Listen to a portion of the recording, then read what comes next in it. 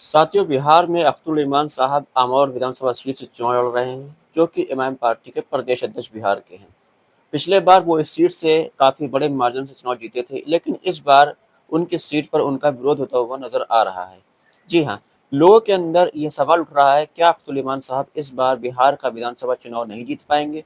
क्या आमौर की जनता उनको चुनाव हरवा देगी? इस बारे में आज हम इस वीडियो में आपको चर्चा करेंगे। क्या सियासी समीकरण है आमौर विधानसभा सीट पर, और आमौर के अंदर क्या किस तरीके की तहरीक चलाई जा रही है अख्तुल इमान साहब के खिलाफ। अगर हम बात करें आमौर विधानसभा सीट की, तो आमौर के अंदर इमाम पार्टी के प्रदेश अध्यक्ष अख्तुल इमान साहब विधायक हैं। यहाँ पर पिछले बार वो जब चुनाव हुआ था 2020 में, तो चुनाव लड़े थे, उनको 94,000 से ज़्यादा वोट इस सीट पर मिला था। दूसरे नंबर पर भाजपा गठबंधन में जेडीयू की सीट थी। सबा जफर जेडीयू के प्रत्याशी थे, वो दूसरे नंबर पर रहे थे, उनको 41,000 से ज़्यादा वोट मिला था। तीसरे नंबर पर कांग्रेस पार्टी के प्रत्याशी अब्दुल जलील मस्तान थे, जिनको 31,000 से ज़्यादा वोट मिला था। इस सीट पर 51% से ज़्यादा वोट अख्तुल इमान साहब को मिला था, और वो एक तरफा तौर पर इस सीट पर चुनाव जीते थे।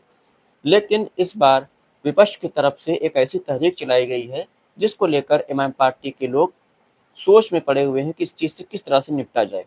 आमौर विधानसभा सीट ऐसी विधानसभा सीट है, जहाँ से अख्तुल इमान साहब का घर आमौर में नहीं आता है। अख्तुल इमान साहब का जो घर है, वो कोचा धामन विधानसभा सीट पे आता है। लेकिन अख्तुल इमान साहब पिछले बार आमौर में चुनाव लड़ने गए थे, और चुनाव में ये वादा किया था कि 3.5 साल के लिए आप हमको विधायक बनाइए, हम आपके मसलों को हल करने का काम करेंगे।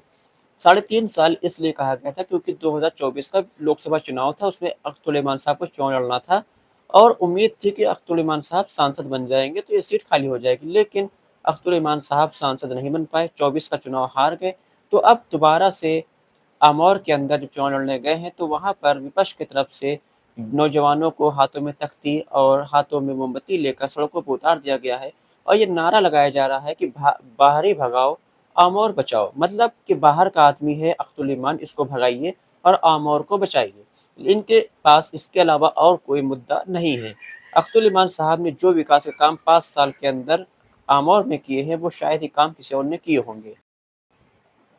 लेकिन उसके बावजूद वहाँ के नौजवान कुछ लोगों की बातों में आकर तख्तियां लेकर, मोमबत्ती लेकर सड़कों पर निकले हुए हैं और बाहरी भगाव का नारा दे रहे हैं। अख्तुल इमान साहब के लिए ये सीट काफ़ी महत्वपूर्ण है, पूरे मुस्लिम समाज के लिए महत्वपूर्ण है, और पूरे इमाम पार्टी के लिए महत्वपूर्ण है, क्योंकि इमाम पार्टी के प्रदेश अध्यक्ष अख्तुल इमान साहब इस सीट पर चुनाव लड़ रहे हैं। कल बैरिस्टर असदुद्दीन ओवैसी साहब इस सीट पर चुनाव प्रचार करने के लिए आएंगे। हालाँकि अख्तुल इमान साहब को यहाँ पर काफ़ी अच्छा लोकप्रियता है, उनको काफ़ी बड़ी तादाद में वोट भी मिलेगा।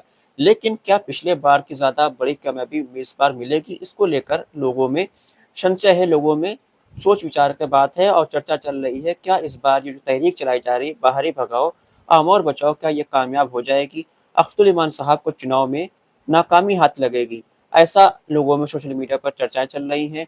खास तौर से मजलिस के मुखालिफिन जो हैं, वो इस तरीके की चर्चा कर रहे हैं कि इस बार अख्तुल इमान साहब चुनाव नहीं जीतेंगे। आमौर के अंदर विकास कर किया है, लेकिन उसके बावजूद उनको वोट नहीं देंगे। आमौर में जो कांग्रेस पार्टी के प्रत्याशी हैं अब्दुल जलील मस्तान, वो इस सीट पर 35 साल विधायक रहे हैं, लेकिन उसके बावजूद सीमांचल का सबसे पिछड़ा इलाका जो माना जाता है, वो आमौर माना जाता है। अख्तुल इमान साहब 5 साल विधायक रहे, उसमें इतने बड़े-बड़े काम के, जो 20-20 साल, 15-15 साल से जो पुलों के काम अटके हुए थे, वो काम को शुरू करवाया। उसके बावजूद कुछ नौजवान इस तरीके की तहरीक चला रहे हैं।